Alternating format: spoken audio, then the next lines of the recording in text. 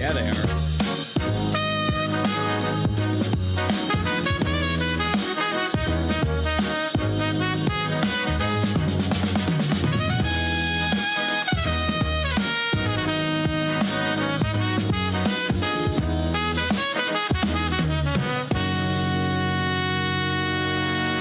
Tell me how you want it to be, and what do you see, and do you believe that you'll never fade? Tell me how you want it to be.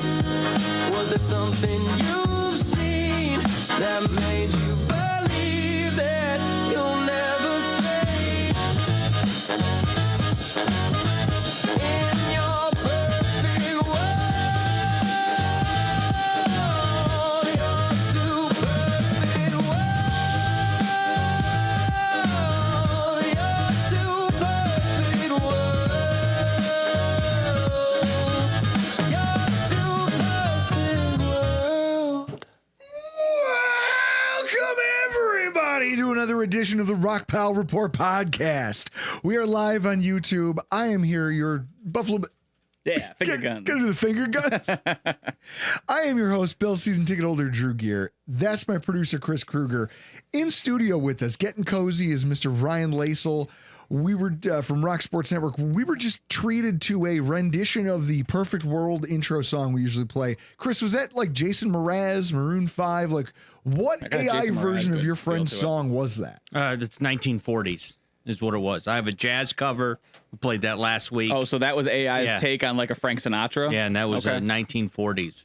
I told Jonas, I texted him, I was like, I'm going to need any version of Perfect World that you put through this app that you use to AI your songs. Ooh, you know what you should have him do? Have him do a like a Dave Matthews version to it. I could definitely feel some Stop it! sax, some sax solos in the middle of that one. Yeah, and I can feel, you know what I can feel is that eating my soul.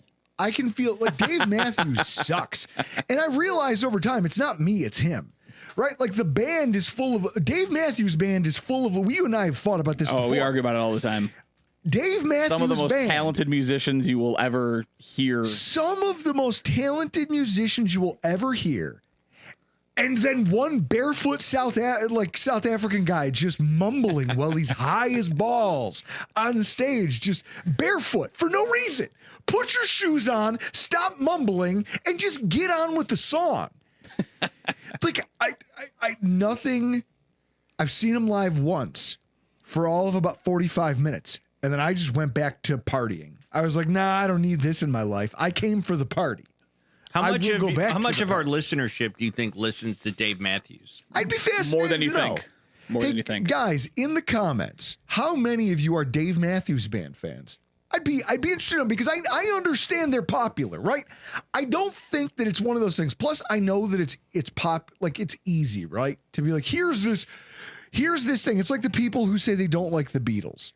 Now, I don't love the Beatles, but I can tell you that I think like people who deify them, I go, it's a bunch of crap.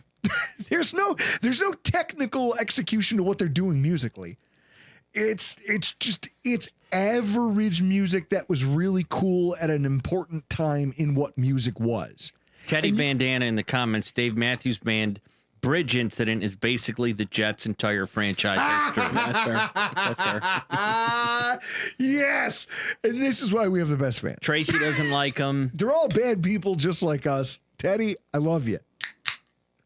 So with this, I want to welcome. Good timing on that drink, by the way. First of all, you cheers to Skid Valve is in Japan. Ooh, coming in from a 4 a.m. there. You stayed up till 4 a.m. You're a G. Or he just got up early. Or he just got up early. I don't know. I met him. He doesn't strike me as a guy who gets up early. All right. Now I'm just being a jerk. First of all, thank you to everybody who's watching live on YouTube. We are here. I want to thank everybody who came out to the Grills Mafia Veterans event on Saturday. Whether you came and volunteered, whether you showed up and had lunch and you were one of the service members who got to serve, or whether you were one of the people who showed up and donated money and got a plate that the proceeds went to go benefit the Veterans One Stop Center. Thank you to everyone. We fed, I want to say it was close to 200 people. It was a great day of, I got out there in the parking lot at about 5:45 a.m. and started up a giant smoker, and we cooked to feed the masses. And it was a really rewarding experience. I will also tell you something that happened. It was funny. Before you do that, I just, commend you guys for putting that event on. What a lot of folks who follow you guys and know me may not know is I'm a director at a nonprofit, and I have to say that events like that are so super important, especially today, especially in today's day and age. Like, things are tough for a lot of people out there. So for 100%. you guys to open up your tailgates and open up your grills and serve an underserved population, despite the veterans platitudes and things that we always do. Veterans are one of the most underserved portions of our population. So it's, kudos to you guys, to Grills Mafia, to Q42, to Reed, to all the guys that put that on. Thank you. As someone who serves the underserved, it means a lot that there's other organizations out there that are doing wonderful work. So, kudos to you guys and to everybody who showed up. Huge shout out to First Line for hosting it once again. It doesn't hurt that Reed co-owns it. So yeah. He kind of has say. He gets a little say, but no, the guys were great. The venue was great. Everybody who showed up was wonderful. A lot of them came out to thank us. And I was like, no, thank you. Thank you for being here. Thank you for doing this. And it was just a really cool day. That did not start out cool. Do you know, Chris, this is how stupid I am. Did I tell you, I told you about my missing filling, right? Yeah. Ryan, I woke up at 4:45 in the morning to get ready to go cook at this event. I opened a cupboard to get my coffee cup down so I could pour myself some coffee and kind of have like a moment before I went out the door.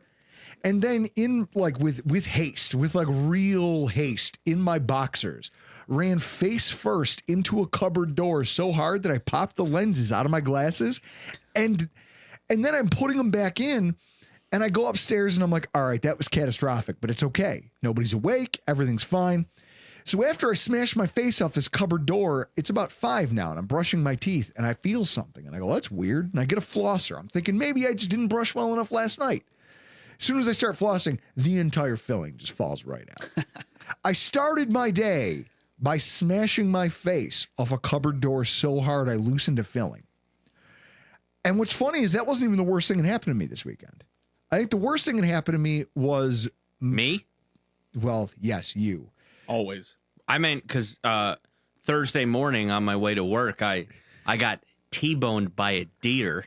So my car is getting fixed. Yeah, we've all had a rough week. What about you? What do you got to complain about? What about you guys in the comments? What do you have to complain about? What's your biggest complaint of the week? Let's get them all out now. Yeah. This is a safe place, right? We listen and we don't judge. I mean, we do judge. Unless it's you. We listen, but we do judge. Yeah, that's fair. That's fair.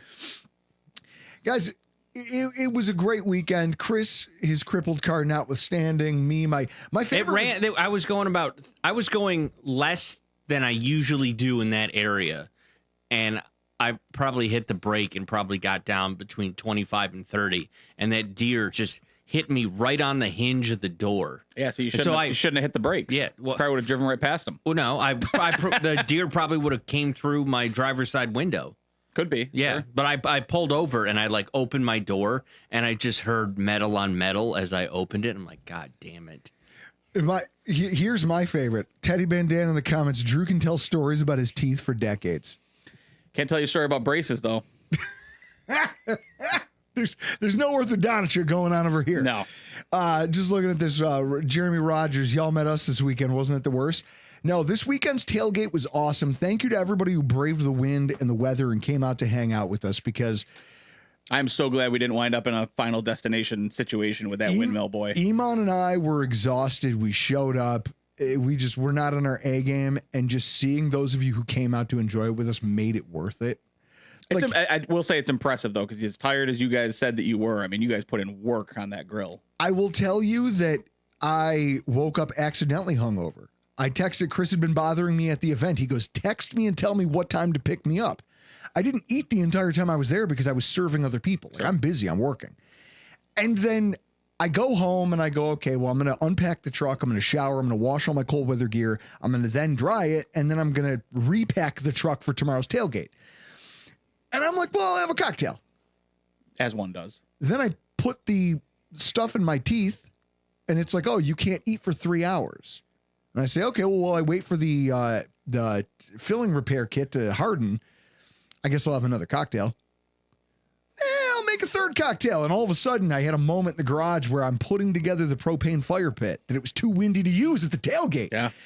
And I'm using a leaf blower. I had the idea, I go, what's all this rock dust from the lava rocks? And I use a leaf blower to blow it out. And I'm doing this, and all of a sudden it dawns on me, this is a drunk activity. No sober person goes, I know what I'll do in a closed garage is fire up a leaf blower. And I took a look around. I was like, oh no, I don't know how this happened to me, but I'm in the bag. Gotta go. And I ran upstairs and blew right past my wife and just went to bed. Well, I think it's important to note that whiskey in a glass with ice is not a cocktail. It's not a cocktail. That's a fancy shot, is what that is. Yeah, I did because at the event I asked Drew, I go, what time do you want me to come over to go to the game? And you were like, Drew goes, I'll text you later. I'm like, no, you won't. I go, you won't. Tell me what time you want me to come over. Drew texted me Sunday morning at 5:05 in the morning. Can you read the text? To be at his house at 6.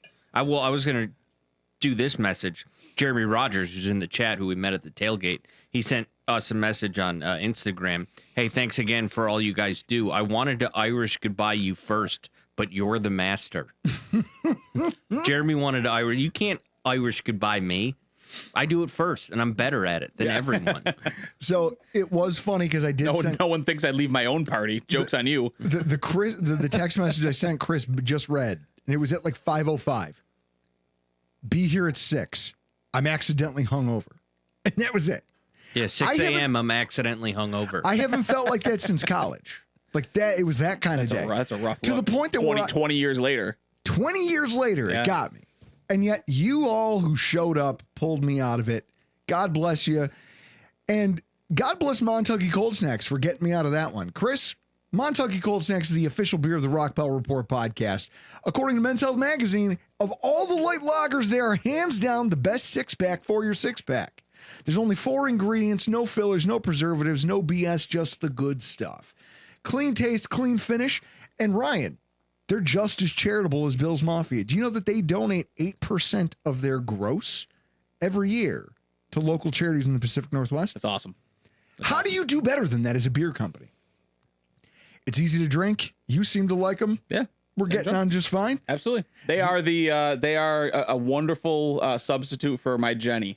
See? Yeah. No, they are a way better substitute for Jenny. All right, settle down.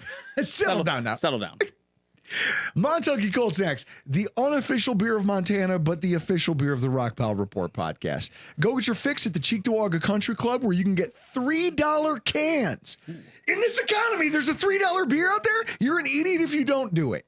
Or pick up a 12-pack at Fatty Beer or the nearest consumer's beverage location near you. Chris, before we get too far into this, I'm just going to say, as the YouTube guy, because I know you guys are kind of newish to the YouTube stuff, guys. There's 26 viewers in here. Y'all need to be a little bit better in the comments. Come on, help us out a little bit here. Don't let Drew talk through this entire show. You guys get involved here a little bit. It's Super Mexican. If you're watching and you haven't subscribed, me and Drew will bring our industrial level Hispanic leaf blowers and drunkenly landscape maintain your place at 5 a.m. Guys, thank you so much for showing up for this. This is our Week 11 recap.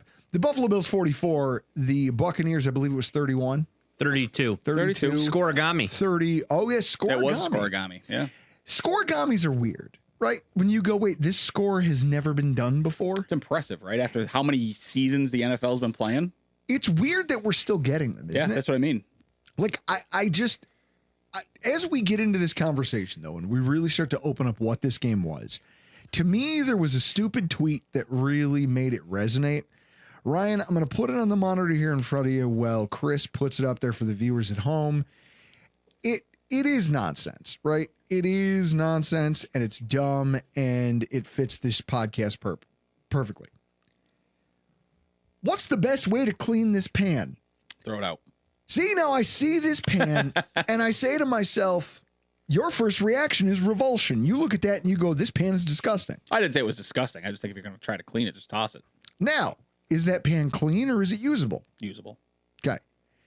This is what I love. The comments in this thing, if you look, there's hundreds of them.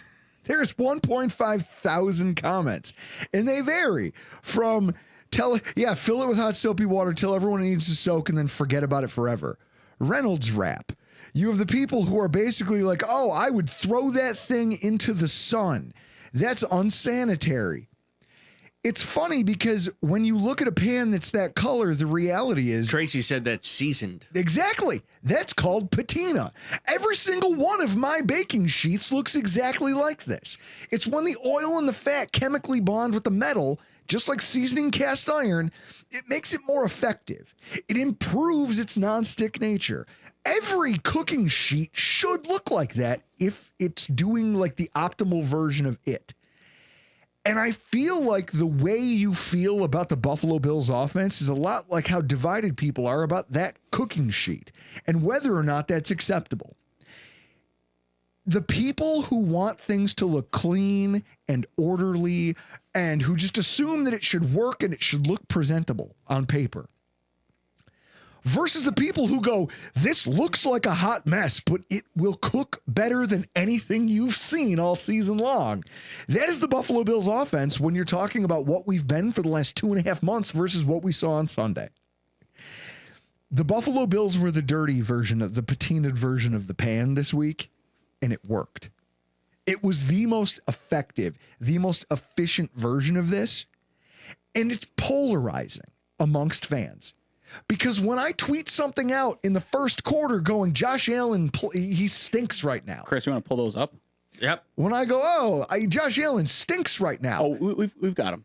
Oh, here we go. I got him for you. I took care of you. You gonna hit the people, Chris? I took care of you. I grabbed all 4 of them. I was on a tirade during this game. You were on what we would call a heater. I was on a heater. And I was frustrated because in my mind, I go, when I see my quarterback, I mean, you think about it, people go, well, we scored 44 points. You are correct. And you can be happy about the score and the patinaed nature of this game and go, well, it was dirty and it was ugly, but it was super effective. That's great. If I'm the person who only cares about the clean pan, I look at the chest pass interception. I look at the wide open whiff to an open Reggie Gilliam that a high school kid could hit. Okay? The throw where he's across the line of scrimmage by at least 5 yards. Okay. I don't need. All right. Like, timeout. Hang on. So, first of all, the chest pass, right? It's either that or a safety. He's in the end zone. Okay? Like, I'm not.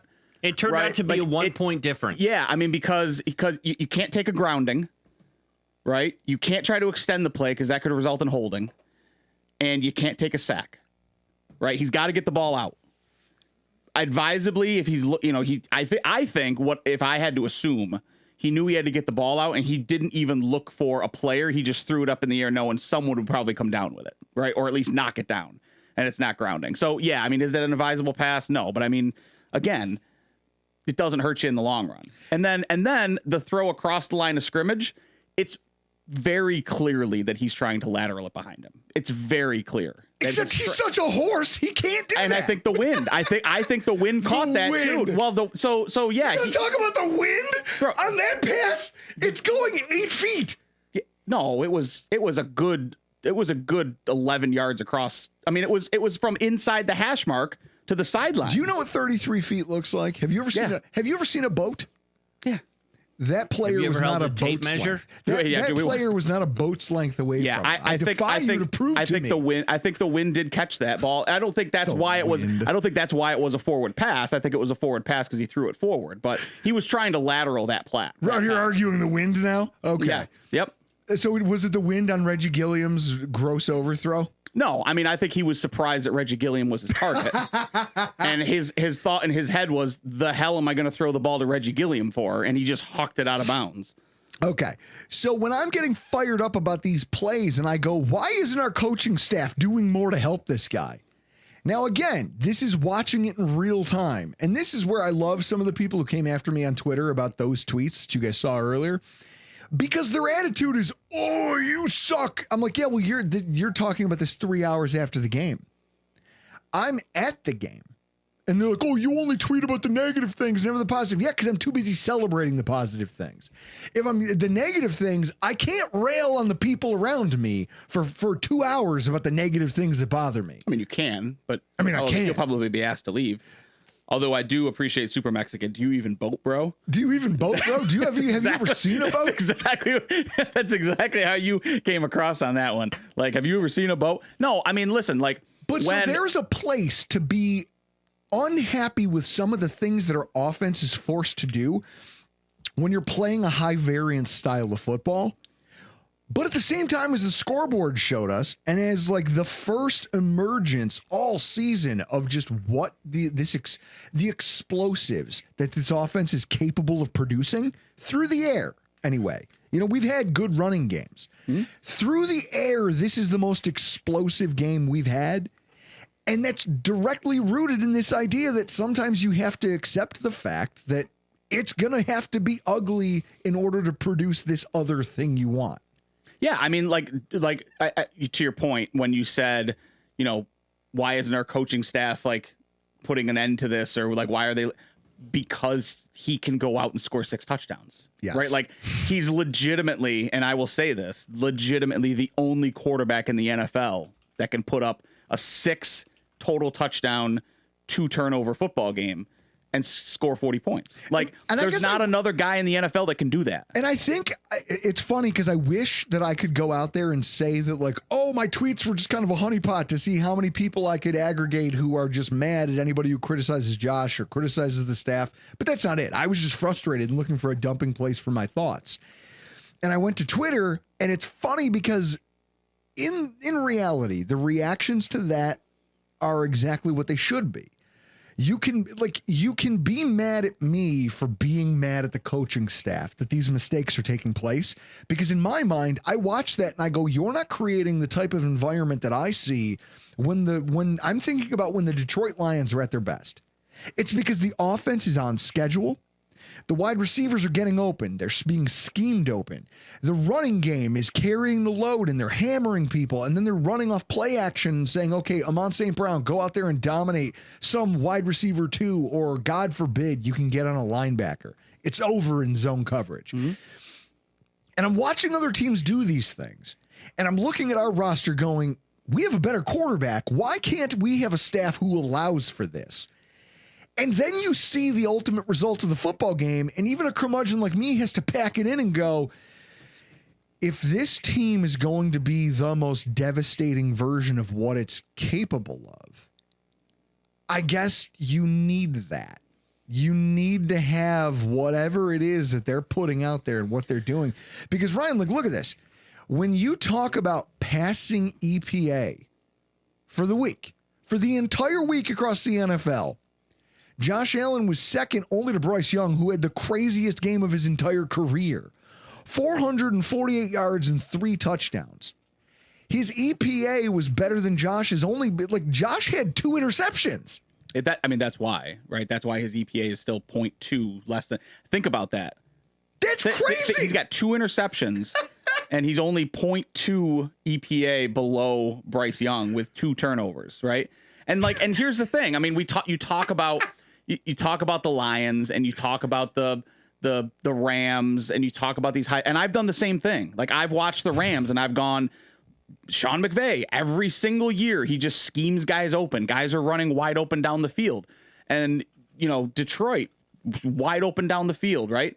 And then you watch the Lions against the Eagles on Sunday Night Football, and you watch them run into a barrier on the defensive side of the football, and they can't make anything work. Yep. Right? The Eagles are not afraid to punt the football to them. They're not afraid to give the ball back to them because they know that they don't have a guy that can go out and just make a play.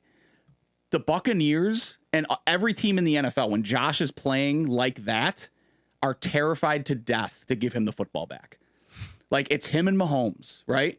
Don't give 17 the ball with too much time on the clock, because that dude right now is balling. And he was sicko mode. He was chaos Josh, like whatever you want to call him. He's maniacally laughing as he's dragging a linebacker into the end zone. Like, who does that? Like he's on another level. And the play that solidified it for me was the Shavers touchdown. Like we talked about this. We'll talk about it more kind of in the Houston game, but that play to Shavers was 50 yards in the air, like across his body, down the field, 15 feet above the ground. Like it never got higher than 15 feet off the ground. It was an absolute rope. And when you make that throw in that situation, I looked at my buddy who come up as a Tampa fan who came up from the game. I looked at him and I was like, Josh is on one tonight. Like you're not going to win this. On it. Like I talked with Mario on last night on the show, and it's like when you make that throw, like you're feeling it when you're a quarterback, and it's just you knew that something special was coming as soon as he made that play. And I want to say the other thing too, like the importance of having a guy that he can trust in the passing game, right? Yes. Gabe Davis. We saw what it looks like when he has a guy he can trust in the passing game.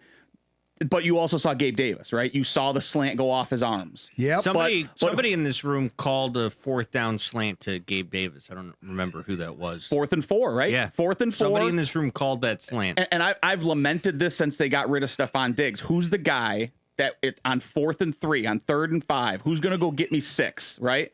And on Sunday, Gabe Davis, 4th and 4, who's my guy that's going to go get me 5? And they throw the slant. I love Roy Collins in the comments. If Drew went to games before social media became a thing, how did you handle that in real time? Unable to put those thoughts into the ether. I'll tell you what I did, Roy.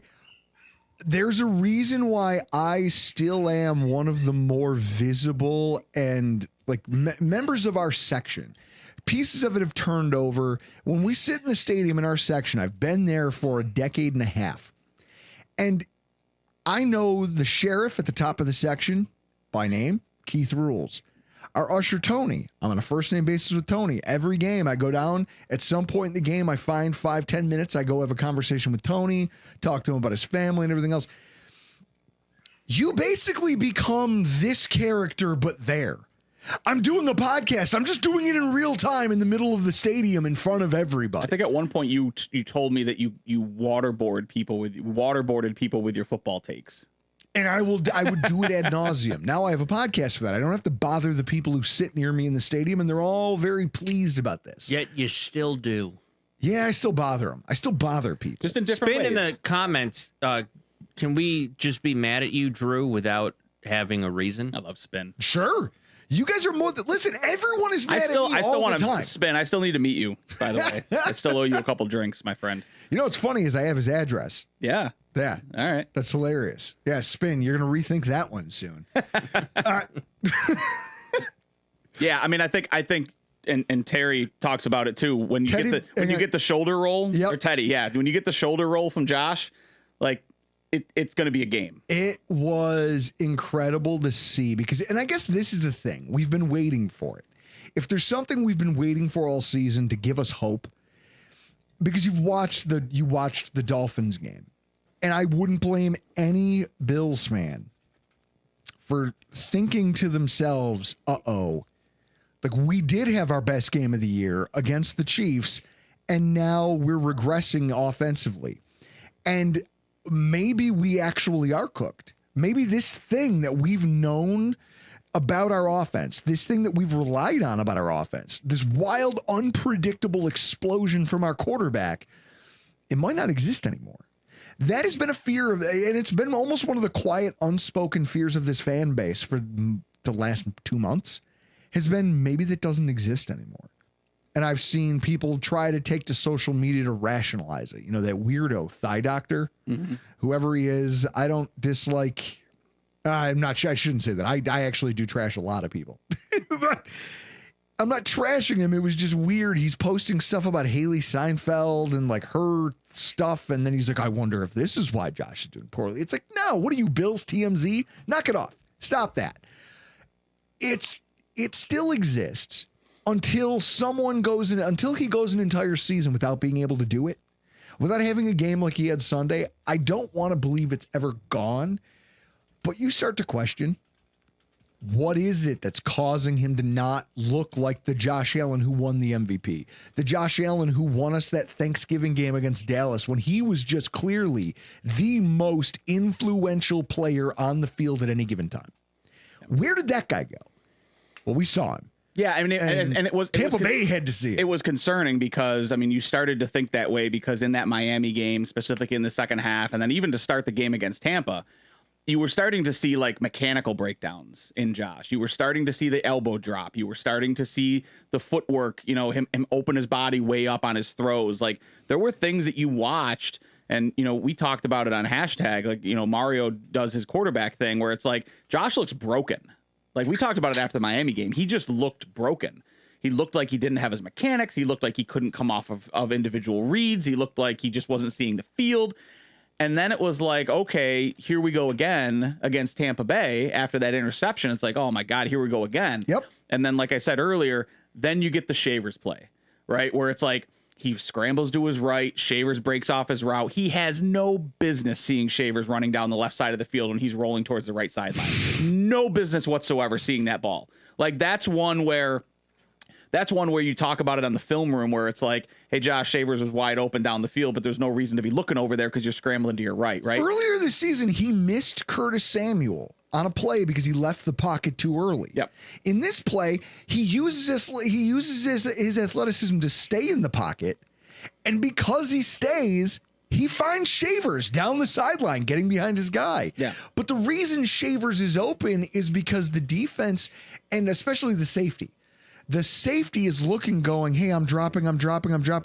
Holy he's gonna shit, scramble. no one's got Josh. Yeah. There's no contain. If he takes off, I've got to drop. Yeah. And that second of hesitation is all it took. Yeah, and like I said, I mean, that was an absolute piss missile from Josh. Like, and that was a moment where Todd Bowles has been in the league for long enough and coaching defenses for long enough where I promise you what went through his head was, oh, fuck.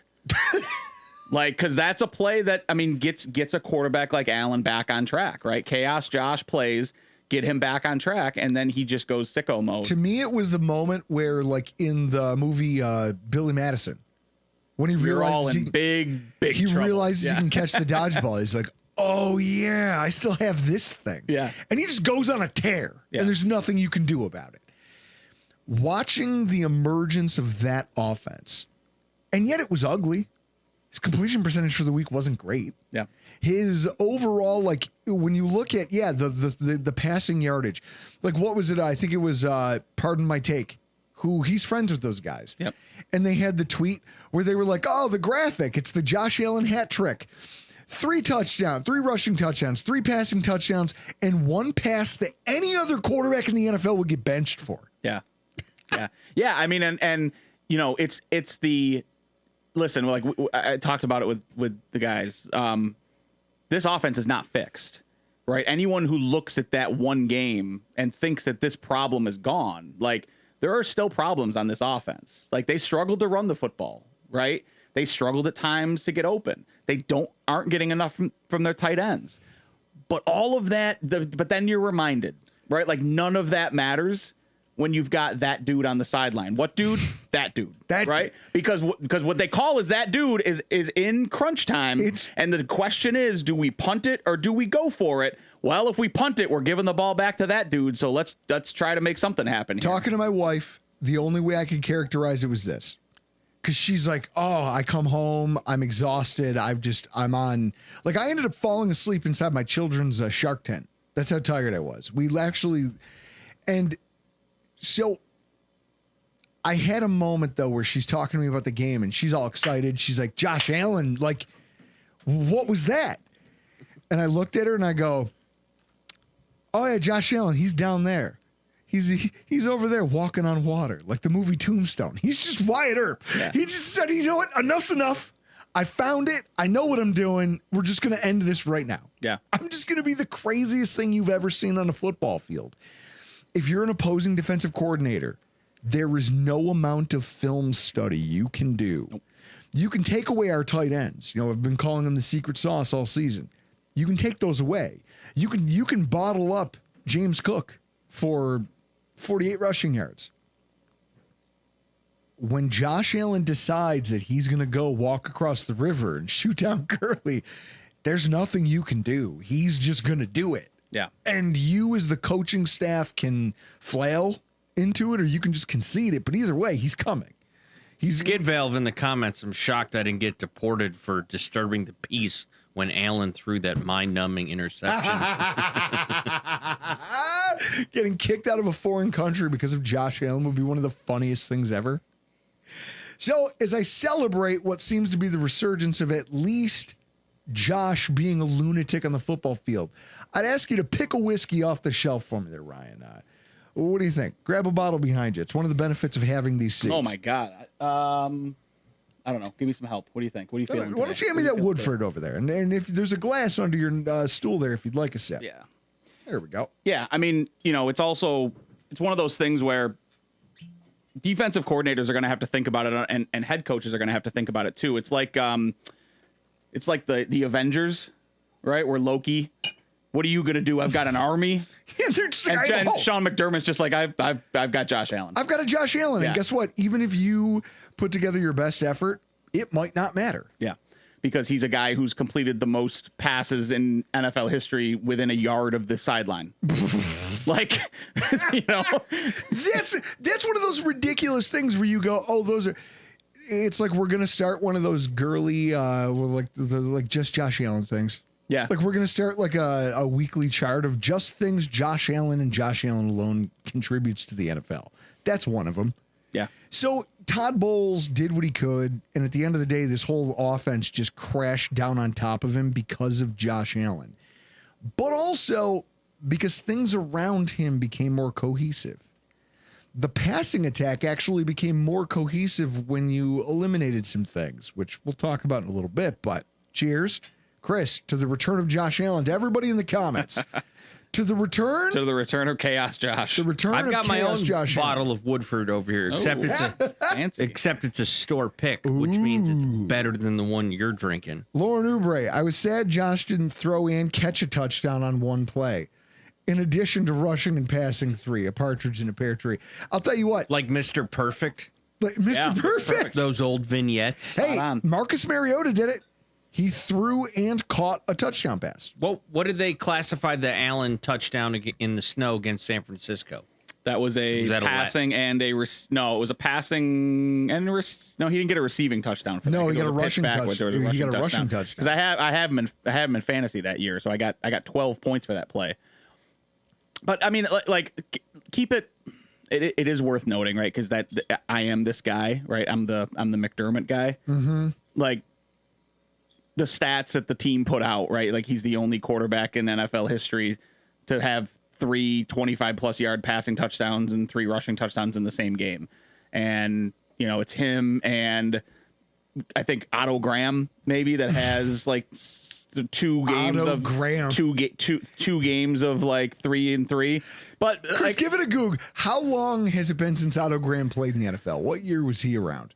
like it's cool, right? It's cool to be like, hey, Chaos Josh, like, hey, all the things, like he's breaking records, he's doing all these, past Peyton Manning for, fastest to 100 touchdowns, and like He played from 1946 till 1955. yeah, I think 54 was the year that he did the whatever. But like none of this matters unless you're going to go win with him. Well, yeah. Right. And that's the struggle that I have with this, is that there's still a lot of issues on this football team, and Josh can only cover up the issues for so many times. So your tweet where like the days of Josh Allen bailing this coaching staff out are over, like it wasn't over on Sunday, but the it could point have been. stands, The right? point stands. The point stands. It took, guys, think about what it took for this team to win that football game this past weekend, right? It took 3 25+ yard passing touchdowns and 3 rushing touchdowns from your superhuman centaur alien quarterback to beat a team that didn't have its 3 top offensive weapons, was decimated on the defensive line, was the worst special teams coverage unit in the NFL, and was down to their 3rd string running back. Once I saw that thing about people talking about, we finally got positive field position. Yeah, because their special teams units gutted. And they were terrible coming in. All of their special teams coverage guys are playing defense because they're banged up. Yeah. So they don't have any special teams aces available. So of course we should have good field position. Their defense consisted of Vita Vea and a, I don't know, 34-year-old Levante David. Like, how old is that guy, right? Like, they don't, this was not a good Bucs football team. Like, the Bucs are not a good football team right now. Injuries. Whatever got them there, right? Like, the team you saw Sunday was not a good football team. Well, the thing, and it took a superhuman effort to beat them. That should be concerning for anyone who's watching this football team. And that's where I guess I get it. And again, social media doesn't bother me. And I think people almost get offended when I don't get bothered. Yeah. Like someone literally reached out to Joe Miller and tagged him in one of my tweets and was like, "See Joe Miller, just another guy posting for clicks." And Joe commented and went, "Actually, I know these guys. They're pretty funny, and I'm pretty sure Drew legitimately means this." And they were like, "Oh my God, that's terrible." And I was like, "That's it. That's me. I'm terrible." I saw somebody comment on one of your Twitter. The one guy was like, "Oh, you don't get to walk this No, back." I somebody- go, "No. I have a license right here, and it's just Ron Swanson." And pulling out, he goes, "Oh, this is just a piece of paper that says I can do what I want on it." Somebody I'm not beholden to you people on commented social media. on one of Drew's posts and was in a joking context, like professional podcast. It's written, professional podcast is written in our Twitter bio based Ironically. on my capabilities of the show, not the content. The content is not professional. How it looks, how it sounds, that's professional. I get sent merch to do this show, ergo I am That's what I said. I professional. go, I cash checks. If so facto, that makes it a professional podcast. And I'm sorry if you don't like that. It was Macho Man. You may not like it, but you have to accept it. Yeah. One of the things we have to accept is that this defense may be fundamentally broken when it comes to stopping the run, mostly because our linebacker core is not healthy. Terrell Bernard had a great game statistically. Tackles for loss, he's making pass breakups, he's making plays. And a lot of what's holding us back is also Terrell Bernard. When Terrell Bernard can't get to a spot fast enough because of whatever it is, whatever mystery injury that they're kind of hiding from us, because they like he was injured well before the ankle injury. Yeah. It's just like Taylor Rapp. Taylor Rapp was limited with some like ticky-tack things, and then all of a sudden they go, well, there was this season-ending knee thing that we tried to hide. I guarantee you the Bills get fined in the offseason for their handling of the Taylor Rapp thing. Could be. Yeah. Terrell Bernard's in the same boat. The guy is clearly laboring under something, and that was before he sprained his ankle against the Falcons and is now coming back and trying to play. And I think he's only playing the way that he is because of the injury to Shaq Thompson. Jack Thompson. I mean, this was a good season to get rid of your strength and conditioning team that had been like award winning, right? Like nothing's going right on it's that just front. it's just things that add up that just continue to irk me about the way that this team is being run. And I think it was this show. I think this show was the first show that I said it where like you can't get to Josh's age 30 season without getting to a Super Bowl. The other part is now with McDermott is no head coach quarterback combination has ever been together for 6 seasons without making it to a Super Bowl and then gone to a Super Bowl. Like that time's gone. So all of these things, right? Like whether it's like guys toughing it out for injury or guys like all of these things start to add up and the question starts to come, something's got to give, right? Something's got to give here with this franchise. I don't know if it's the GM. I don't know if it's the coach. I don't know what it is, but Josh is only going to want to be Atlas for so long before he looks around and he goes, guys, I've been doing this for 8 years and you haven't got me any help. You got rid of the only help that I had because we had a little bit of a disagreement. Like, yeah, you know, I mean, Diggs is balling out right now. Like Diggs is making a lot of Bills fans look really, really, really, really bad for their criticism of him because they said he was washed and that's what led to them starting to go away from him. And that's why he was upset. And I'll tell you who probably would have been good to have against that Dolphins team when your whole team is playing uninspired football and who might be good to have in the locker room when you've got a wide receiver who refuses to run out his routes. Like probably an asshole wide receiver like Steph Diggs might be good to have in those situations, right? In that locker room, Stephon Diggs could probably do a lot of good for you. Absolutely. In these moments. And so this is where when I criticize his coaching staff or when I criticize the offense, and I'm like, hey, Josh has been bad, but nobody's helping him. Or the defense is bad and nobody's fixing this. Look at look at this. This is the Sean Tucker rushing chart, Ryan. Mm-hmm. All of these runs. Shout out to Sean Tucker, by the way, Syracuse alum. All of these runs up and down the field. It's embarrassing. Sean Tucker was looking like that number 44 at Syracuse. It was really bad when you look at the fact that everywhere, we're sitting here talking about Terrell Bernard trying to play through an injury. Look at where his longest runs came from. Directly up the middle of our defense or just off. Like his long touchdown run came because he split the guard and the tackle and the linebackers couldn't shade over fast enough. Bounce it outside. They couldn't beat him to the edge. Sideline and the safeties can't catch him. And to your point, Max Hairston almost caught him. Yeah. That was after Jordan Poyer, who had the angle on him, got absolutely pancaked by Tristan Wirfs. Yeah. Bad. I mean, that was an embarrassing play. It was a well-blocked play, but also it's another example of the Bills linebackers not being athletic enough in space to cover. And Terrell Bernard was drafted and procured and extended because he's a speedy, smaller, coverage style linebacker, but he's not healthy.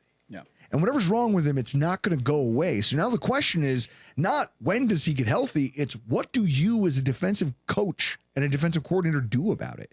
Because it can't be the thing that forces your quarterback to have to go to Herculean lengths to save your football team every week simply because your linebackers aren't healthy and aren't good in coverage. Or it's like, oh, wait, we don't have a do-it-all linebacker anymore.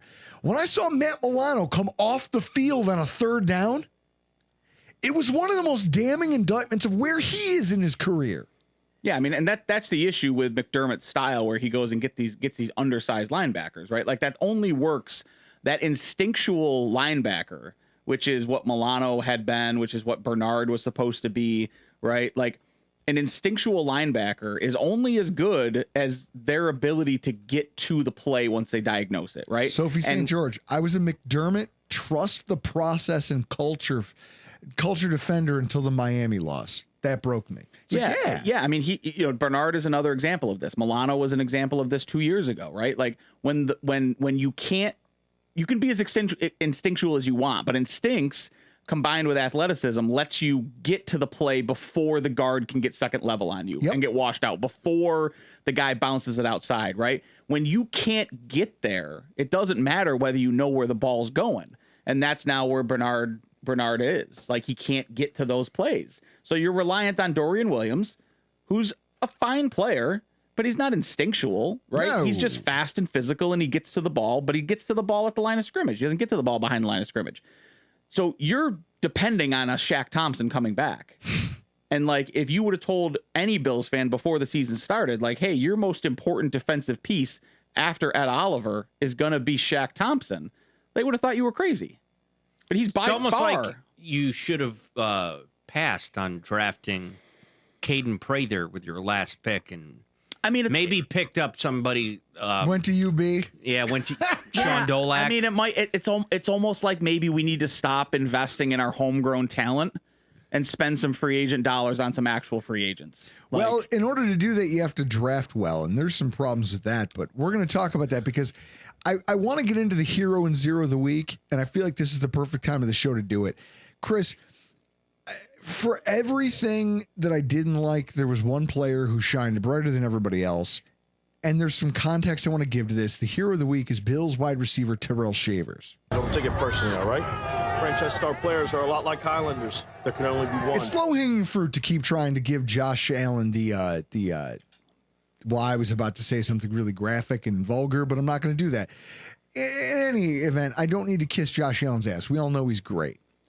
Here's what I want to talk about when it comes to Terrell Shavers. There was a tweet from former backup quarterback Luke McCown this week. There's a name. Does he have a podcast? No, he's just a dude on Twitter, but a former backup NFL quarterback. Say white former athletes really are underrepresented crew in the podcast space. I'm surprised he doesn't have one. White former athletes.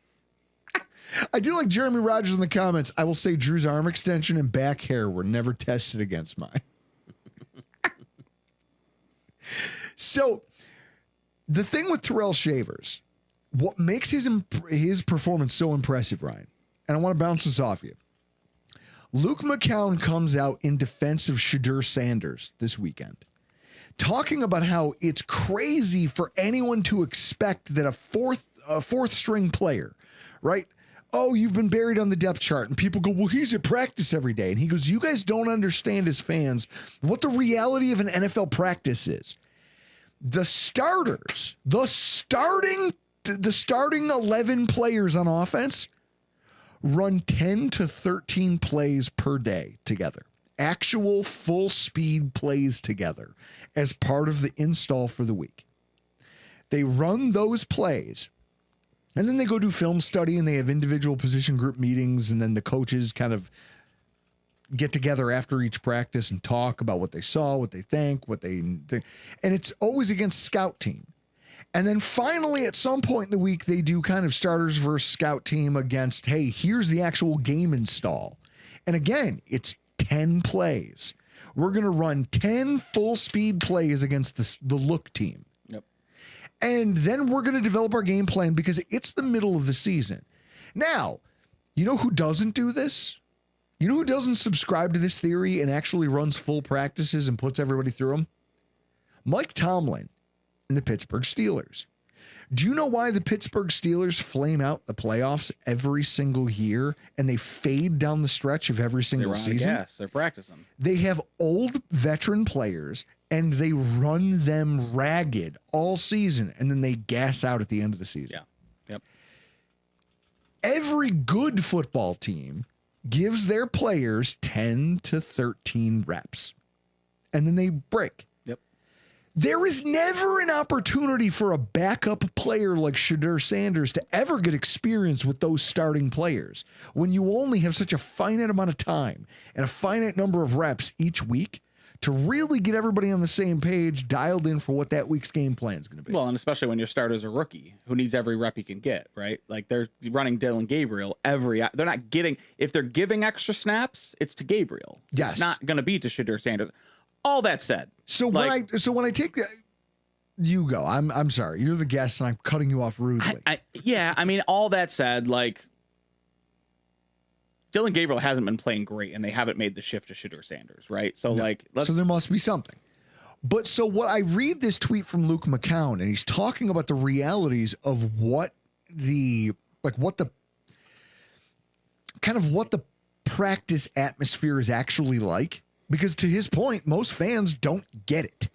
They just assume every player gets a ride, every player gets a chance. And so through practice, guys like Terrell Shavers, they'll get their option. They'll get their chance. Him and Josh will develop a rapport through practice.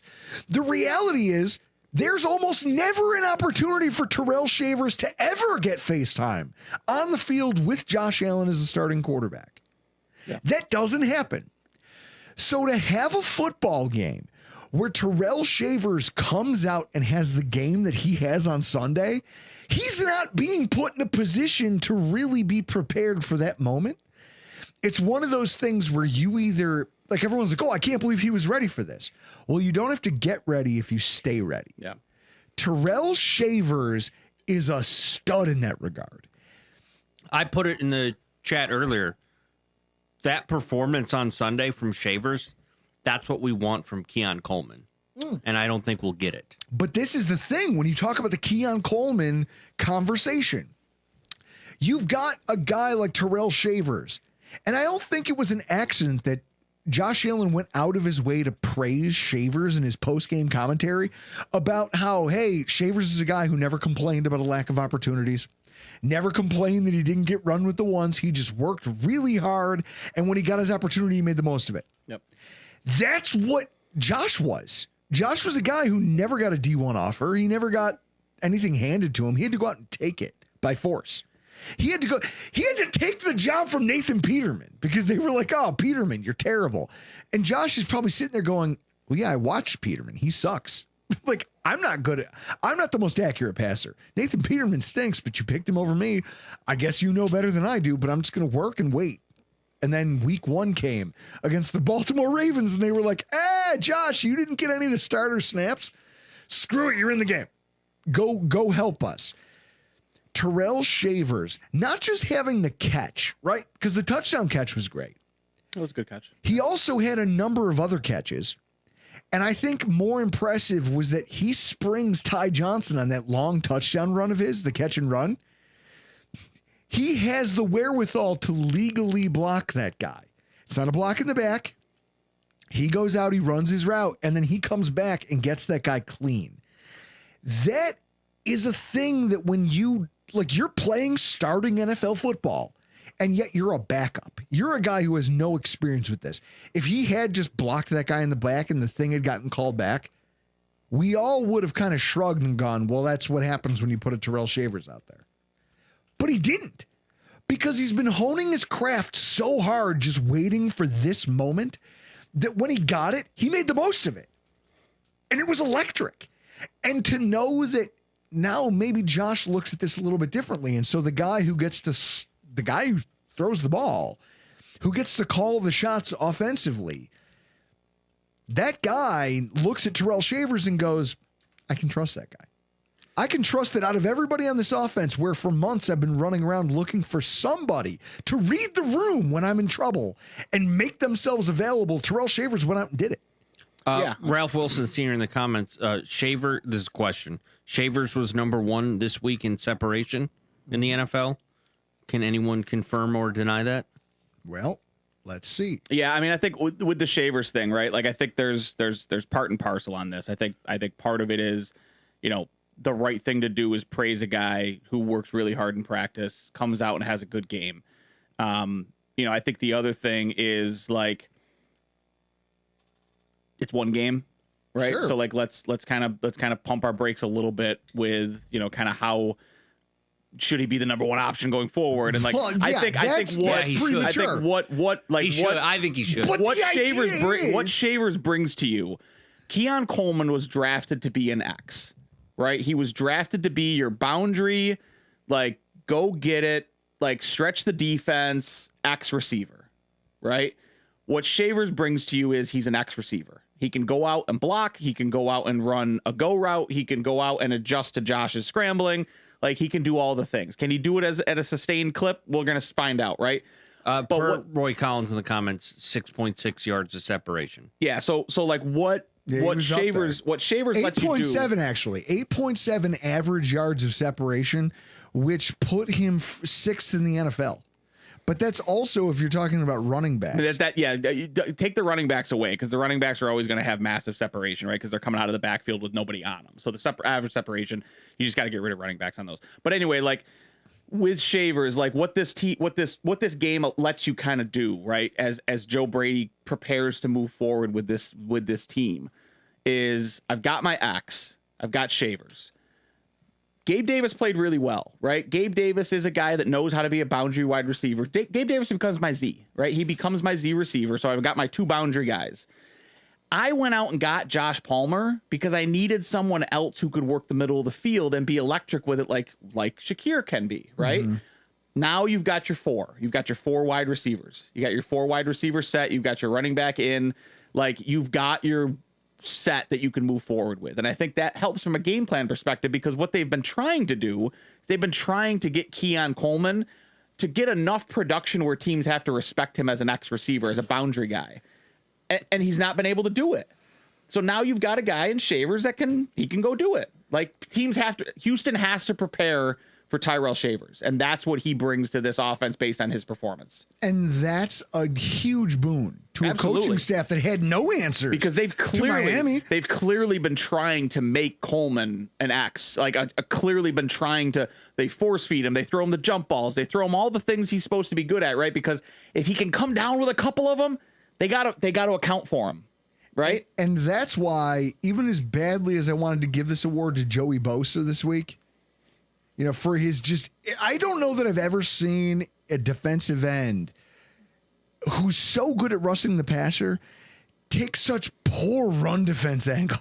Yeah, I mean, we can talk about that 3rd and 6 play where he was dropping into coverage for some reason, and then gets absolutely cooked by Baker Mayfield. It's like Baker Mayfield's half your size, and he jukes you out of your sneakers. Yeah. Also, every single time if the running play's going outside, Joey Bosa's going inside. It's either he's avoiding contact willfully. I don't believe that. I just think he genuinely doesn't understand how to play the rush anymore. Yeah, I mean, he probably does. I don't know if he's ever known how to play the rush. Like, he's always been a pass rusher. Like, he's never been, the guy that they're asking him to be, or at least he hasn't been it in a few years. So for as much as I wanted to give the Montucky Cold Snacks ice cold performance of the week to Joey Bosa for what was some of the worst run defending I've seen from a defensive end on the Bills in a very long time, at least he was on the field. No.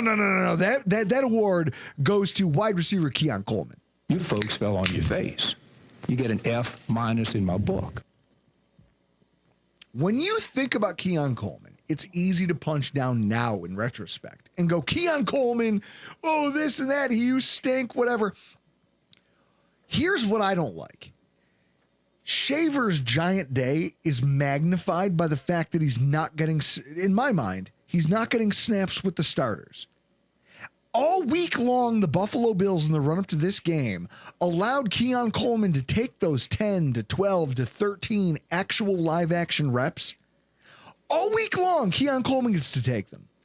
And then you get to Friday, and Keon Coleman cares so little about what's actually going on here that he just can't be bothered to show up for a meeting. And so he gets benched. And they make the decision on that Friday. What you've done is you've robbed everybody.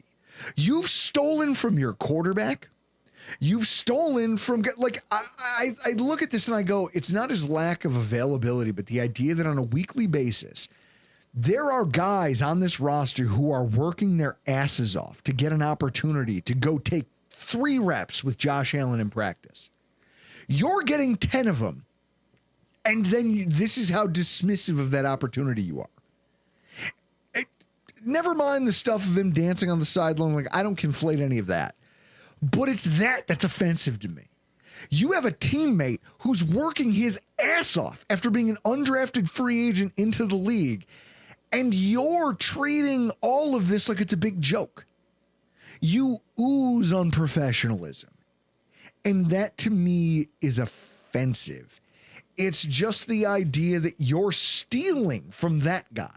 You're stealing from your coach, you're stealing from your quarterback, and you're stealing from Tyrell Shavers, Elijah Moore, and every other wide receiver on this team that wants more run with Josh Allen and can't get it. Because you're here. And you're only here because you were drafted in the 2nd round. If you had Chris, actually, you know what's funny?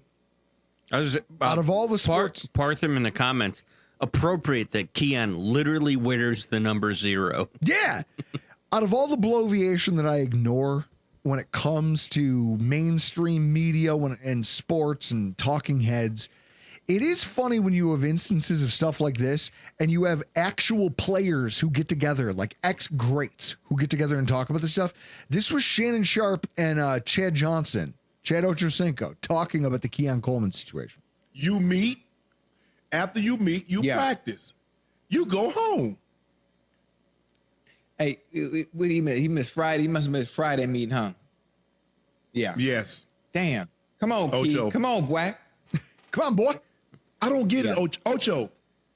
You dancing on the sideline. You keying, and you not even in the game.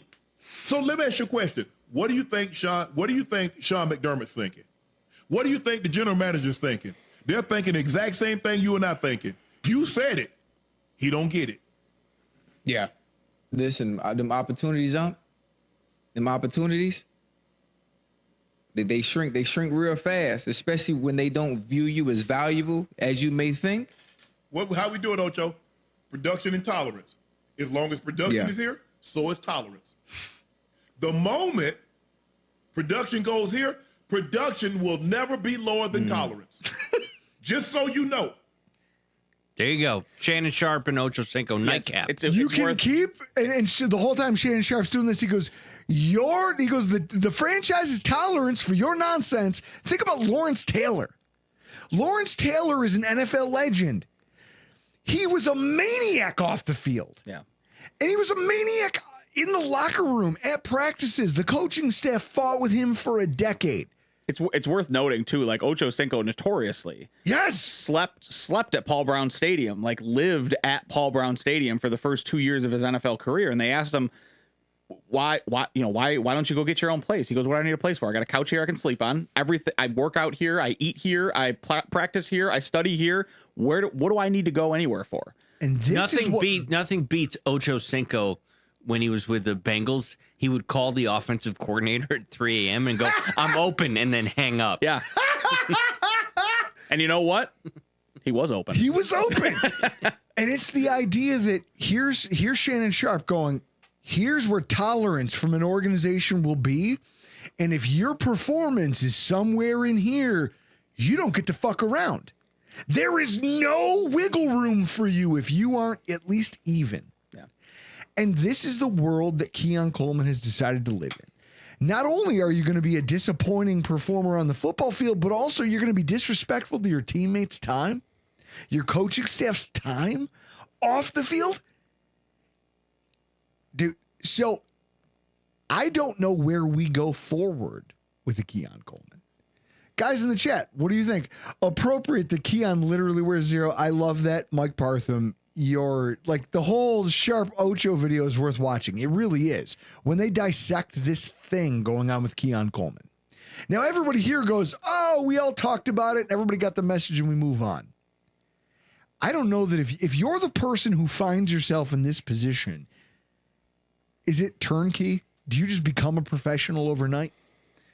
Yeah, I don't think you can just become a professional overnight. I mean, you can do things like you can start showing up to practice on time, right? Like that. Does that make you a better wide receiver?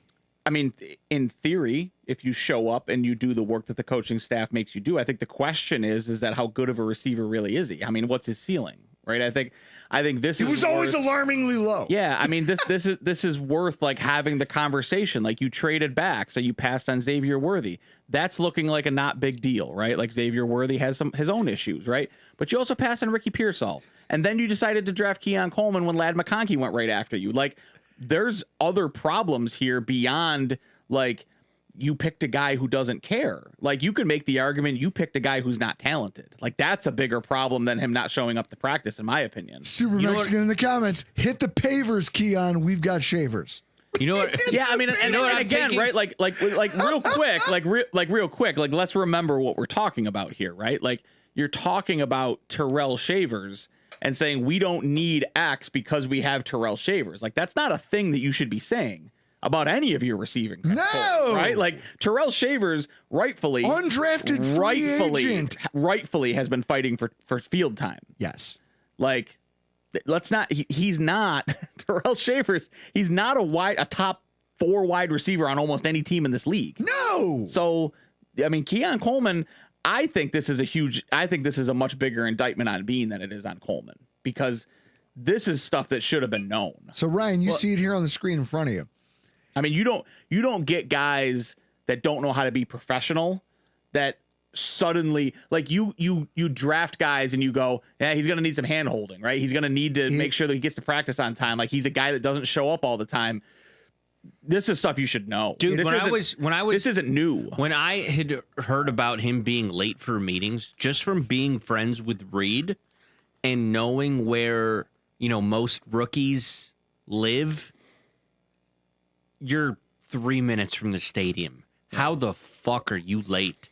Well, not just that, but I mean, like, I want to talk about this before you answer that. It's alarming how many of Bean's first 2 picks in every draft class are trending towards being unrosterable in the NFL. I want to go through this. Keon Coleman.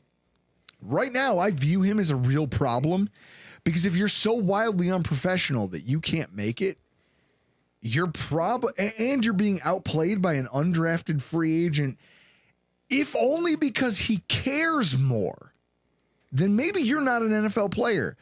And for those of you, maybe someone in the chat can maybe you know some of this dirt. I don't follow TMZ. Apparently, Cam Newton insinuated that Keon Coleman's been calling down strippers from Canada to come party, and maybe that's been distracting him from what's happening. I don't know. What I do know is that Keon Coleman has not lived up to his draft billing. But then you go back a year and you go, oh, hey, remember the time we spent a first-round pick on a guy named Kyrie Elam because we fell in love with his story? And we went, well, he's got a draft book. Oh, we bought the team propaganda when they put out the, once again, the reason everybody loves, I guarantee you, guys in the chat, answer me this honestly. If there was no Bills embedded and you didn't get the funny clips of Keon Coleman talking about his yellow jacket that he got at the store, and you didn't find out about his personality, Tiger never would have been or could have been. yeah, something like that. He's golf. It's funny golf jokes. If you had never gotten to see Keon Coleman's personality via the Bills embedded series or through the other, through social media because of that, would you have the same opinion about him? Or would you look at him as a bust and just already be angry about it? Well, we talked about, too, the other thing that's worth keeping in mind is we talked about, when Hard Knocks was on, Keon was nowhere to be seen. And we talked about that. They kept him away from the camera. We talked about this on the show. Were they protecting him? Were they protecting his image? Were they protecting, there was a lot of questions as to why wasn't the number one receiver on this team supposedly featured on Hard Knocks at all? Well, then you go back a year and you go, okay, Kyrie Elam. Kyrie Elam was grossly outplayed. Yeah, Kyrie Elam could never get on the field. By Christian Benford. Right? Never got a job and then got benched by the Cowboys after he was traded there. Yeah. It's a giant whiff. And you go, oh, wait, but we all fell in love with him because you showed us the clip of, oh, he's got the notebook and he understands all the moves that were used against him and all, he studied all these wide receivers and he knows all this stuff. And so because you gave us this propaganda piece, we believed in Kyrie Elam. If you had taken that out of the equation, no one would give a damn. No one would have cared about Kyrie Elam at all. They would have just looked at Christian Benford and gone, why aren't you playing him sooner? Well, the issue has become, you can go down this list, right? Like Boogie Basham, Zach Moss, Cody Ford. The issue has been, and Kyrie Elam is a prime example of that, is they got Benford. So if you just switch Elam and Benford, it's not that big of a deal. But it is a big deal. But the issue becomes who did you pass up because you took Elam? You could have had insert player here and Benford. Yeah. If you're so good at drafting late in the rounds, which a lot of fans use to justify keeping Bean around, right? Two things with Bean. One, well, he's really good at drafting late in the draft. Okay, cool. What's he doing with his first and second round picks? The other thing that they do is, well, he's this thing where it's wow, he's a contract gangster. It's okay, well, he's adding a lot of void years to contracts. That's what's making these contracts look good. Then maybe you're a really good agent. No, but he's not, right? This is what, if you guys are interested in the cap stuff, come check out hashtag, because Paul talks about this stuff. Adding void years isn't being a quote, salary cap gangster or contract gangster. It's kicking the can down the road. The void years are going to screw this team over in the next couple of seasons because you're still paying for Trey White from the first time he was on this football team because of void years. I forgot about that. You're double paying Trey White right now because of void years that you've added to this contract. Matt Milano at his reduced production is uncuttable because he's got 3 void years still on this deal. Bean is not, he's not a contract gangster. He's not this guy that's super savvy with the salary cap. He just adds a bunch of void years to these deals and makes it look like a low cap hit, but then you got to deal with them down the line or restructure them and pay these guys real money. And what they frustrates me, they don't deserve. And what frustrates me is that he's not willing to go Howie Roseman with it. He's not willing to go, fuck it, we'll burn all the boats and we'll put our salary cap in hell a decade from now, but we don't give a shit because we might win a title. Right. He won't spend that way. He'll spend it incrementally in annoying ways. Or he'll go, well, I don't want to give up this year's first. I want next year's first for Jalen Waddle. It fucking matters, right? Well, just in case we want to trade down for another Keon Coleman, can't be giving up that first round pick for Jalen Waddle. That wouldn't make a difference on this football team. Chris, what are you looking for over there? I just pulled up here. As you can see, we got the draft. Not that it means anything anymore, but Bills drafted Kyer Elam, and then the next 3 picks were Pro Bowlers. Jesus Christ. That Tyler Smith, Tyler Linderbaum, and Jermaine Johnson. I mean, but you can keep Jermaine going. Johnson in a Bills uniform but- right now would be disgusting. But keep going, right? Like, even if you can argue that offensive line wasn't a need at that point, right? Like, okay, Devin Lloyd might look pretty good in the linebacker. George Karlaftis might be nice to have as a pass rusher right now. Like, I would go Tyler Linderbaum just on account of Creed Humphrey. Like, they took Kyer Elam. Like, I don't know, maybe if he's in a different place, Breece Hall might look pretty good in this offense. Christian Watson, like, it's just, you know, and you can do this with every draft, right? Like, it's not fair to do this specifically with Kyer Elam, but you can do it. I just did it with Keon Coleman, right? I just did it. You passed on Xavier Worthy. You passed on Ricky Pearsall. You passed on Ladd McConkey. Like, you passed on Troy Franklin, who is playing pretty well right now. Don't worry, guys. We have a Terrell Shavers. But, like, okay, cool. Like, but we've got Dalton Kincaid who can't stay on the field, right? Like, it's just a perpetual miss. And the issue becomes, I mentioned it earlier in the show, like, at what point does this reach critical mass with either the coach or the GM? Something's got to give. Like, you can't keep whiffing on these picks when you've got a generational player at quarterback. And this is where this is a great segue, because I feel like if they don't win a Super Bowl soon, then one or both of them are on the skids to something ugly. Yeah, And so in that way, there's a tweet that perfectly encapsulates where the Bills stand today. Chris, if you want to throw that up there for the viewers, I'm going to put it on the TV for Ryan. This is where we live now. Just the office? The 7-3 Buffalo Bills and the 7-3 Chicago Bears. Looking at each other, but we're not the same, are we? Ryan, can you say that we are the same? Do we have every right to be Stanley in this moment? I mean, like, you know, and I know Mario's watching now. I think, like, the question is worth asking. Like, which franchise would you rather be right now?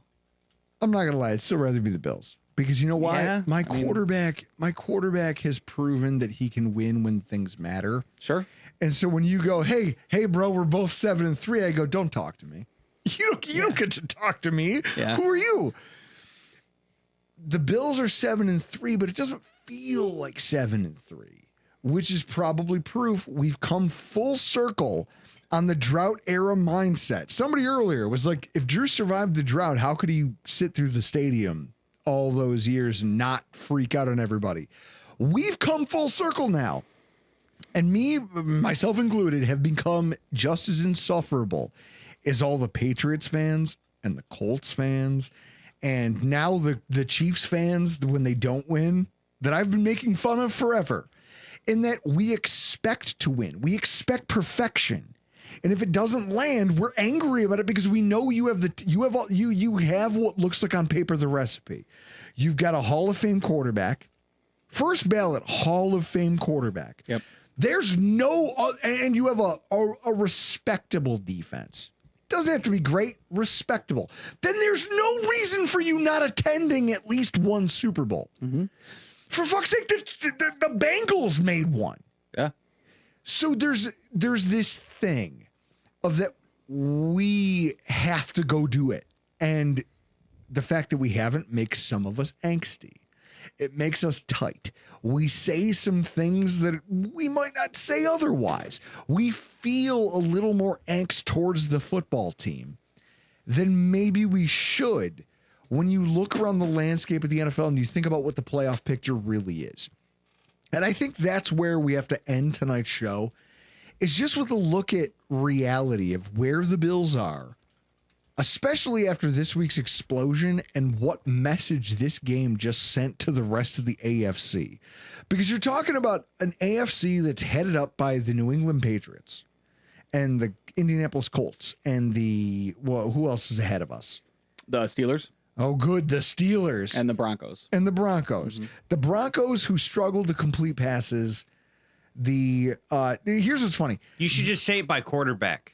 Okay, so Bo Drake. Nix, Daniel Jones. Yeah, so Drake the number May, one, and yeah, so the Aaron number one Rodgers. seed in the AFC right now is Daniel Jones. Number 2 is Drake May. Number 3 is Bo Nix. Number 4 is Aaron Rodgers and or Mason Rudolph, who for some reason is still in the NFL. Right, like Now he's in there. those are your top 4 seeds. So like, I mean, You're all. we're waiting on the wheels to come off of Indianapolis. We're waiting for the wheels to come off of New England. I'll say this: like, there's never been an AFC that looked more likely that the Buffalo Bills could play Michael Myers, where it's like, oh, we were behind and we just stalked you down. The same way we did to the Miami Dolphins a few years ago when it was like, hey, you had a 2.5 game lead in the division. And then all evaporated. And then all it took was one game at home. Guys, all you have to do is win this one and you're going to get it. And we murdered you at home in front of all your fans. Yep. and killed your division title hopes.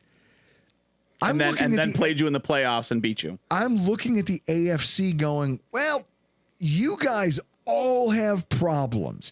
The New England Patriots are, according to Aaron Schatz, the worst by DVOA, the worst 9-2 team by DVOA in NFL history. Their schedule's soft, but okay, that's what you get when you're playing a third place schedule. It's soft. You're a good team until you run into other good teams. I'm not scared of them. Us in Baltimore, they're only 2 remaining teams above 500. Yeah. And I mean, Baltimore looks broken, right? Like Baltimore looks bad. Kansas City looks bad. Well, and here's what I love. So you and I were talking as we went into this about where the Bills were and what the AFC playoff field looked like. And you had mentioned that we're just getting into elimination scenarios. Yeah. This week is the first week that elimination is possible for anybody in the NFL. Chris, throw it up there on the screen for the people. Yeah, this would be the earliest a team is mathematically eliminated from the NFL since 2020.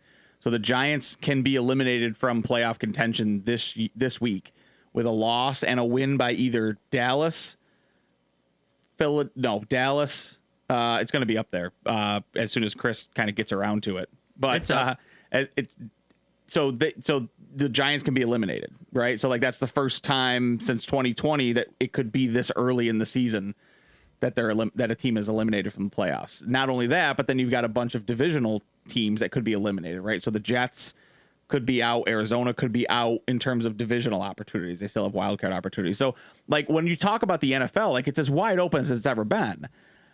And then if you're a Bills fan, you can look at it and go, it's as wide open as you've ever been. Like, and we're still fighting for a playoff spot and an outside chance at a home playoff game. Like, that's a problem. But fighting for just took a giant step forward. If only because you won this football game and now you're a 7-win team. Sure. And now what you're going to do is you're going to go into a week where you're a 7-3 football team playing a 5-5 team who, not like unironically, it's the teams. It's a list of all the teams that you thought were going to be a problem in the playoff field. Of the Baltimore Ravens, it's the Kansas City Chiefs, and it's the Houston Texans. And the Cincinnati Bengals. But here's the 3. And you have wins over 2 of them. And you could put a nail in the coffin by winning this one. You not only have a 2.5 game lead over literally everybody else who you thought you were going to be scared of in the playoffs. You mentioned it earlier. Are you scared of Daniel Jones? No. In the playoffs? No. If the playoffs started today, you're going to Pittsburgh. Not worried about that football team at all. Are you worried about, again, this is a team that they divested of George Pickens, who is now destroying down in Dallas. Yeah. And they brought in DK Metcalf, who has been AWOL in fantasy football. He's ruined so many teams. Because he can't get to the end zone. Yeah. And then you look around, what is Pittsburgh? How do they score? How do they move the ball? Jalen Warren's hurt. Their running game doesn't work. Yep. Their passing attack doesn't work. There's a lot in TJ Watt or TJ Watt looks human. Yep. Right? Like there's a lot of things in Pittsburgh that isn't working. Mm-hmm. Their best defensive player is arguably Jalen Ramsey, and that's a problem. He just got spit on. Yeah. That's hilarious. Yeah. I like how what's his face? Jamar Chase tried to say he didn't do it. I didn't do that. And then they have it on video. They're like, Well, no, he said his argument for his appeal is if I meant to spit on him, I would have spit in his face, not on his jersey or on the field. we don't care about intent. You spit on him. Yeah, so I mean, like you talk about this, and it's a little disappointing, right? Because you would have liked to have sent out Ralph Wilson Stadium with a home playoff tilt, right? Like, but I know what you're saying. yeah, I know the energy you're coming from. Chris, it feels like a disappointment, right? To be the 5 seed, to be like, oh, we're on the outside now. We're a wild card team. has to. Yeah, it sucks, but I mean, There's a lot of when football you get to, left. there's football left, but then also you saw it at least I saw it this week on some of the games. We're getting that in the hunt graphic thrown up, so it's getting playoff time. Now for me, it's all matchups. You know, like last year, I didn't want to have to be the team that had to play Baltimore and Kansas City in the playoffs, but the way things are shaping out to be, again, I go to mentioning the quarterbacks. You know, like, yeah, Indianapolis is having a good season. Then you just got to go, oh, Daniel Jones. Yeah, Can I get now your theoretical path right now, like if the season ended today, your path would be to Pittsburgh, to Indianapolis, and then to the winner of New England and Denver. Like if you presented that path to me at the start of the season and said, these are the teams you have to play to get to the Super Bowl, I would have assumed that they would all be home games, but I wouldn't have an issue with that path, right? And I still don't think I do because of the quarterback play in all of those places. Like, so I understand where you're coming from, right? And I understand the 1 seed's still in play. But if you look at New England's schedule, like there's not a lot of opportunities for them to stumble 3 times. I don't even care about the 1 seed. What I care about is I know you do. When you make the playoffs, now it's about who has the best quarterback, who has the best team, who's seasoned, who has the best coach. Who has the best coach? That's what worries me. But you look at those teams ahead of us. Shane Steichen better than Sean McDermott. I don't know that history's shown that. That's a bad question to ask me. Because there's not a lot of coaches that I wouldn't say yes to in this situation. And this is where the Buffalo Bills now have a runway. Mike Tomlin, Mike Vrabel. The Buffalo Bills have a runway in front of them where they have an opportunity to go prove, hey, yeah, we started this season. We had some stumbles. We couldn't figure it out. But you know what we do have? To your earlier point. That dude. It's like the Avengers. And guess what we have? We have a Hulk. And you don't. None of you have the reigning MVP of the NFL who's capable of throwing 3 touchdowns, running for 3 touchdowns, and committing one atrocity that would get any other quarterback thrown to the sideline immediately for committing. The only matchup that does worry me is Indianapolis. Okay, good. Well, guess what? We'll draw them in the first round then, or the second round. After we win in the first, or after we win in the wild card, we'll play them. But they don't give the opportunity for Daniel Jones to lose you a football game if they've got a guy that can run for 250 yards and 4 touchdowns against you. Not which they yet. Absolutely do. You got to go figure that out. But guess what? That's why you'd have to be aggressive against Indianapolis. I'd go as far as you win the coin toss, receive. Make him chase you. Make him but get this is 7 my point. And then get 1 stop. And if you can get 7 on your second drive, now it's 14-0, and you got to go Daniel Jones at that point. Which I don't trust. Yeah, I mean, I feel like this is we're talking playoff during stuff, right? We're talking playoff stuff. But when you've got like as much as we say like the Bills have that dude that can go do that, the Colts have a dude that you don't have to stop handing the ball to him when you're down 2 scores. Like you don't have to. Because he can go 90 yards in a blink, and he can break 6 tackles along the way. Okay. And so you figure that out, and you go win a playoff. But what about this coaching staff tells you that they can figure it out? It's on them. Because every time you try to counter me, my counter is going to be, what has Sean McDermott shown you that proves that he can go win you a football game in the playoffs? I know Josh can win me one because I've seen him. I've seen him do it. I saw him do it for 13 seconds, and then I also watched your coach piss it away. Down his leg. My thing to you will be, I'm never going to try to convince you. What I'm going to try to do is say, right now, where I sit, if you had told me this game went differently, no, I wouldn't believe in any of this. But the fact that they finally uncaged Josh Allen, I think Jason Dietrich said it earlier in the comments where he's like, they finally let the dog out of his cage. And look what happened. they're learning, hey, we got to lean into these things because we as a team are not as talented as we thought we were going to be coming into the season. Yeah. I mean, so I'll leave this as we're going to agree to disagree here because I don't think this coaching staff has learned anything. Sure. What I'll say is if this team has any hope, you have to hope that what it is and what's going to allow us to be the Michael Myers that comes from behind the same way other wild card teams have done who went on to win the Super Bowl. It's because by the time the playoffs rolled around, you found your efficiencies. You figured out how to navigate. Hey, guess what? Terrell Bernard, you can't start during the playoffs. It's going to be Dorian Williams and Shaq Thompson because we can't have that against Jonathan Taylor in the first round. They're not going to bench Bernard.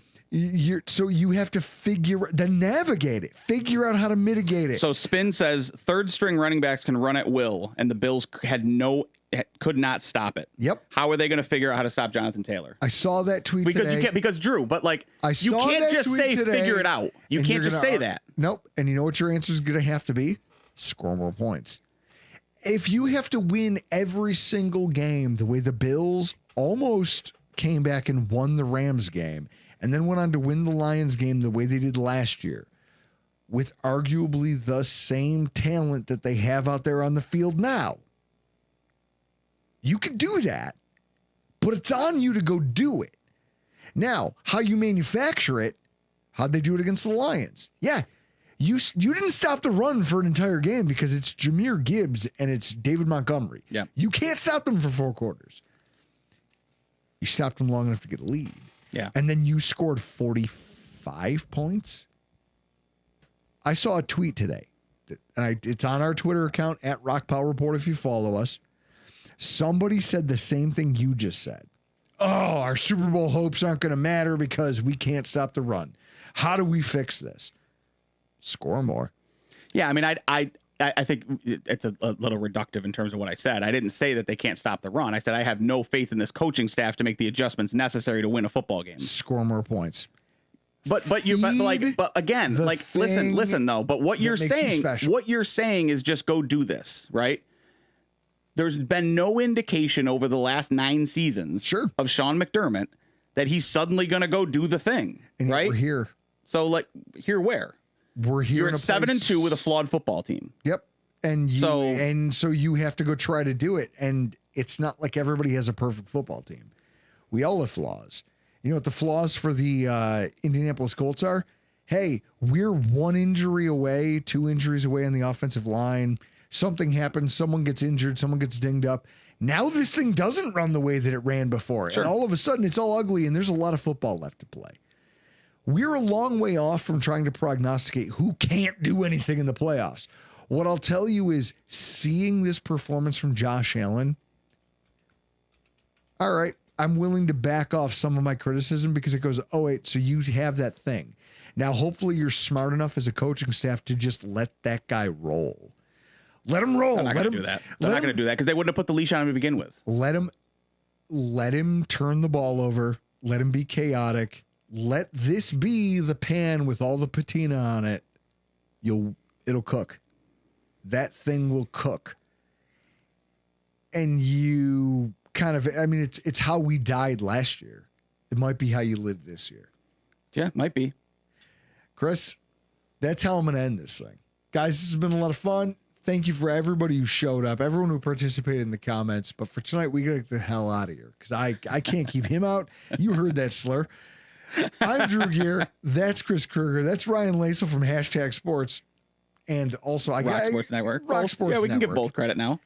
I'm deep enough into the rocks to the #Sports guys. And I did see hashtag in the comments, which is Mario. Let's Mario. give him a reach around once in a while. Marcus, you reach.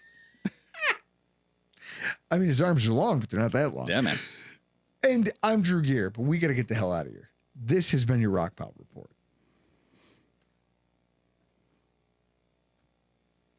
Nah, Drew just needs to feed him more alcohol and he can win in the end. It's good. Yes. No. The idea is. Do you want to let that go on air? What's that? What I just read? Yeah. Yeah, because I was doing this, like, not done yet.